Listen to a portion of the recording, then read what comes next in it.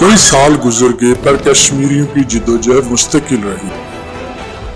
दर्द ज्यादा होता गया, कुर्बानियां बढ़ती गईं। हाँ, ये सच है, जालिम जुल्म की जंजीरों से पकड़े हुए है। हाँ, ये सच है, कश्मीरियों की कुर्बानियां इंसानी हुकूक के तमाम ज़ाब्तों की पामालियों पर सवालिया निशान है।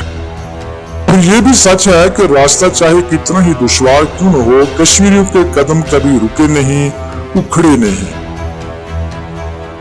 1950 में हिंदुस्तान अपने आइन में तरमीम करने पर रजामंद हो गया।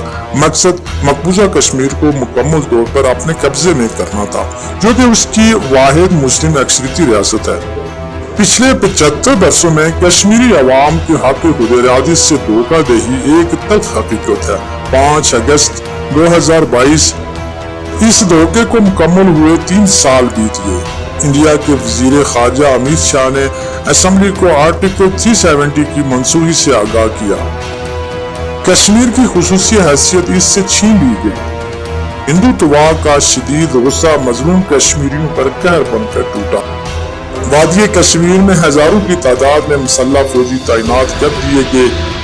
बदतरीन लॉकडाउन, गैर कानूनी गिरफ्तारियां, वहशियाना कत्लेआम और जबरी अगवाकारियां हिंदुस्तान के नाम नेहाद सेकुलरिज्म का मजाक उड़ाते हैं। लॉकडाउन और कर्फ्यू लगाकर वादी को खून के पर्दे में बंद कर दिया गया ताकि दुनिया हकीकत से नाआशना रहे। अब वक्त है कि दुनिया जान ले कि कश्मीर पर ढाए इस जुल्म की हकीकत क्या है और क्यों। आर्टिकल 370 के खात्मे से कश्मीर की खुदमुख्तारी का खात्मा हुआ और इसका मुस्तकिल कंट्रोल नई दिल्ली चला गया, जो कि इस अमल की कानूनी हैसियत पर बहुत बड़ा सवालिया निशान है। आर्टिकल 370 के खात्मे से इंडिया के अंदर और वादी में शदीद रद्द अमल पैदा हुआ। इंडिया की फाशिस्ट क़यादत अपने एजेंडे के बारे में खुलकर बोलती रही। अलबत्ता इंडिया की दानिशमंद आवाजों ने इस अमल की मुखालफत की है। जब भारत नवाज कश्मीरी लीडरशिप मोदी की हिकमत अमली से इत्तेफाक नहीं करती, ये तमाम गैर कानूनी अफआल मोदी की फाशिस्ट हुकूमत के पोल खोलते हैं। कश्मीरियों को मिलकर अमन के लिए लड़ना चाहिए।